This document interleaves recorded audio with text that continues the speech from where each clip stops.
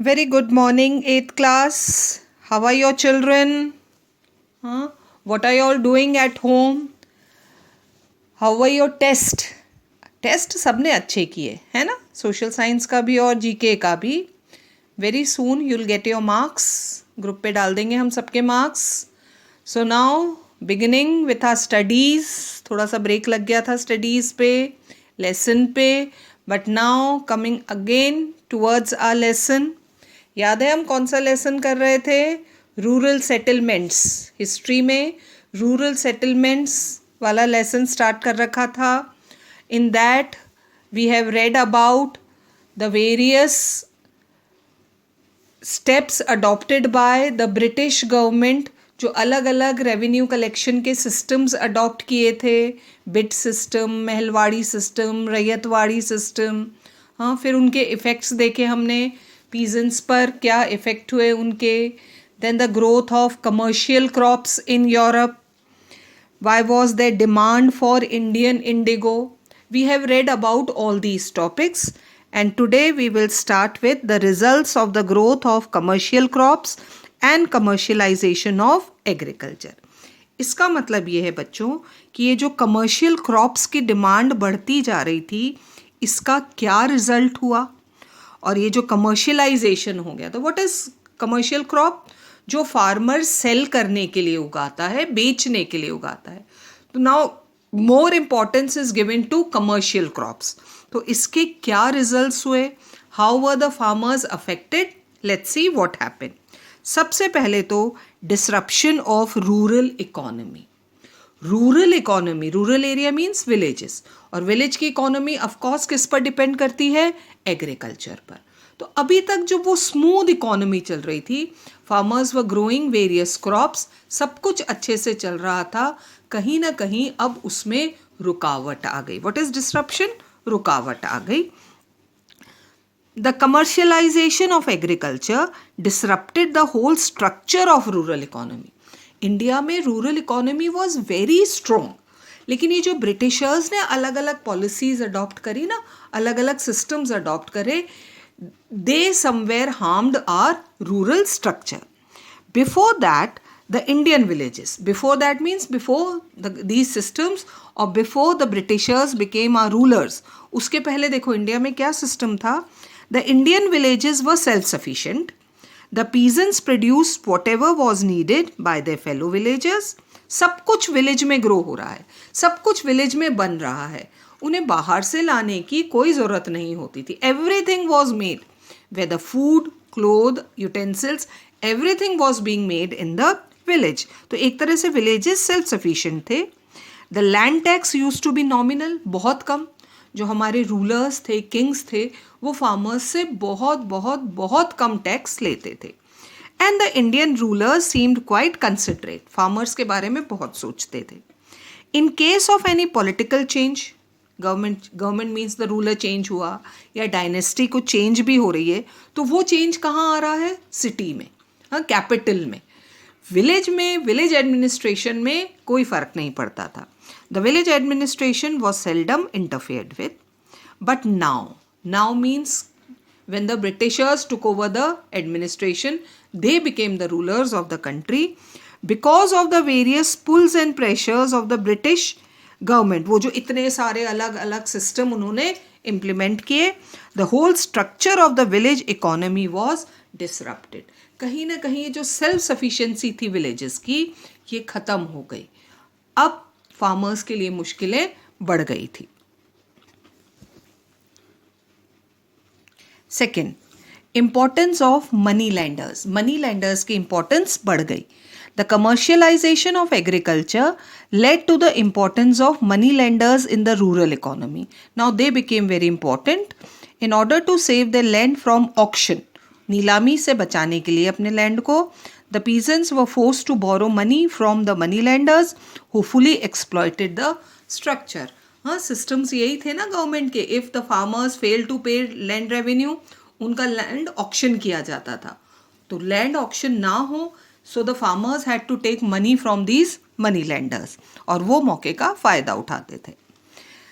Rise of absentee landlords. Earlier, what was the system, children? The landlords और जो जमींदार थे वो विलेज के ही होते थे and they lived in the villages. Now the land was taken over by those people who were living in cities. तो land के मालिक तो वो हैं but they are not living in villages. This is absentee landlords. The commercialization of agriculture, while it ruined the old zamindars, उनको तो खत्म कर ही दिया, gave rise to the absentee landlords, those landlords who were living in cities. Whosoever had the money bought the land in auction. नीलामी होती थी land की, जिसके पास पैसा है वो उसे खरीद लेता था. These new owners never shifted to the villages. They were living in cities. And as such, they had no sympathy with the local people. उन्हें मतलब ही नहीं था farmers से. They were only concerned about their profit. Farmers land पर क्या grow कर रहे हैं, उनकी क्या मुश्किलें हैं, they were not concerned because they were living in cities.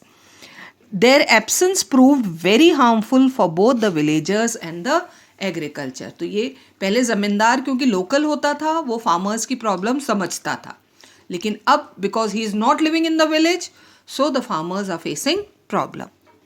Fragmentation of land holdings. Fragmentation means division. छोटे छोटे टुकड़ों में लैंड बट गया. As the land became an individual property of the जमींदार, अब तो जो पैसा बोली लगा रहा है वो खरीद रहा है, तो उसकी प्रॉपर्टी हो गई land. It got divided into small fragments or pieces generation after generation. है ना हमारे यहाँ heritage system. As soon as the father dies, the children divide the property. Then they died, their children divide the property. तो ये ऐसे division से क्या हो गया, लैंड बहुत छोटा हो गया. As a result, the whole agricultural activity became uneconomical. Those land pieces became so small that the farmers were unable to grow sufficient crop on them, and the peasants became poorer and poorer. लेकिन इस system की commercialisation की कुछ advantages भी थी. अभी जो हमने पढ़ी बच्चों वो डिसएडवांटेज थे, नुकसान थे, बट कमर्शियलाइजेशन के कुछ फायदे भी थे, certain advantages. However, some economists do point out certain good results of the commercialization of agriculture. So points are given here. Firstly, it's pointed out the new type of food crops and cash crops began to be cultivated, which greatly increased. What is the meaning of enhance? Increase the purse of the cultivators. Now the farmers, the cultivators started growing those type of food crops which could be sold to the industries या government खरीद रही है, तो उससे उन cultivators को बहुत फायदा हो रहा है. Secondly, it is pointed out that as the farmers were forced to sell their agricultural produce, अब गांव में तो कोई खरीद नहीं रहा है ना, जमींदार तो खुद ही सिटी में रह रहा है, so the farmers were forced to bring their crops to the cities. It broadened their outlook. They came to the cities. Earlier farmer cities में आते ही नहीं थे because villages were self sufficient, उन्हें शहरों से मतलब ही नहीं था, तो they were unaware about the changes that were taking place in cities. तो अब क्या कर रहे हैं, शहर आ रहे हैं बेचने, तो उन्हें फ़ायदा हो रहा है. They could now buy new things and enjoy the fruits of modernisation. नई नई चीज़ें सीख रहे हैं. In addition it is pointed out as a result of greater mixing of the rural and urban population. Now, the city population, city people are buying land in the villages and village people are coming to the cities to sell their crops. तो mixing हो रहा है. The people stood to gain. लोगों को फायदा हो रहा है. The wide differences between the two got narrowed. वो जो बिल्कुल total division था ना, rural population और urban population में, वो धीरे धीरे कम होता जा रहा है. Yeah, these are the advantages. But all the advantages were neutralized by the selfish interest of the British government. ये जो भी फायदे थे जिनका कल्टीवेटर्स को फायदा होना था, लेकिन फायदा किसको पहुंचा, ब्रिटिश गवर्नमेंट को, which failed to provide any help to the farmers in case of need.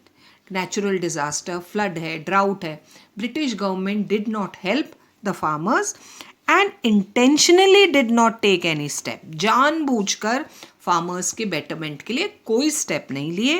To modernise agriculture by introducing latest implements and technology in this field. उन्हें सिर्फ टैक्स कलेक्ट करने से मतलब था.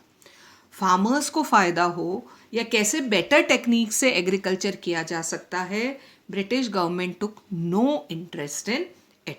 तो these were the results of commercialisation of agriculture. Now we will read about certain peasant revolts. अब जब condition farmers की खराब हो रही है, they started revolting. Soon after the establishment of the company's rule over Bengal, Bihar and Orissa, यही हमने पढ़ा था.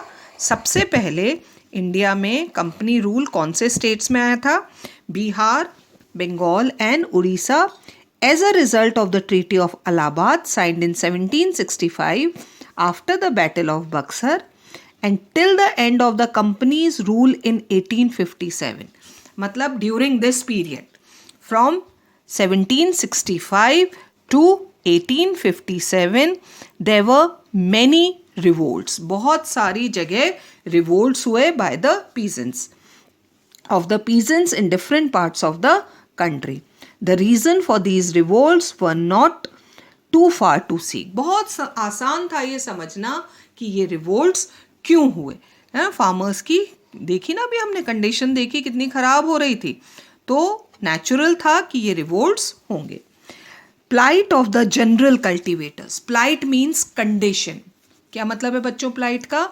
जो जनरल फार्मर्स हैं, अब हम उनकी कंडीशन के बारे में पढ़ेंगे. As a result of the different land revenue systems, वो स्टार्टिंग में पढ़े थे ना हमने, रैयतवाड़ी, महलवाड़ी, ये जो अलग अलग रेवेन्यू सिस्टम्स थे, the condition of the cultivators became worse because most of them were charging very high land revenue. Whichever be the method of land revenue collection, देखो, these are the names: the bit system, the permanent settlement, the ryotwari system or the Mahalwari system. कोई भी system हो, the rate of the land revenue was very high. The government was charging very high revenue. According to an estimate, the peasants were left with 40% of their produce. जो भी farmer grow कर रहा है, last में farmer के पास कितना बच रहा है? बस 40% of the total produce, while 45% was gabbled by the government.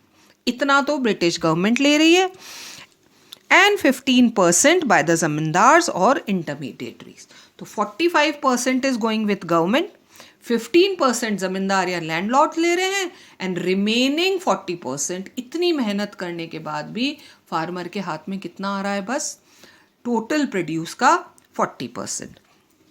Moreover, wherever any peasant fail to pay land revenue, मान लीजिए बाय चांस किसी वजह से farmer is unable to pay the land revenue, his land was auctioned and he was deprived of his land. नीलाम कर दिया जाता था और किसी और को दे दिया जाता था. तो मेहनत तो करी फार्मर ने, लेकिन लैंड चला गया किसी और के पास.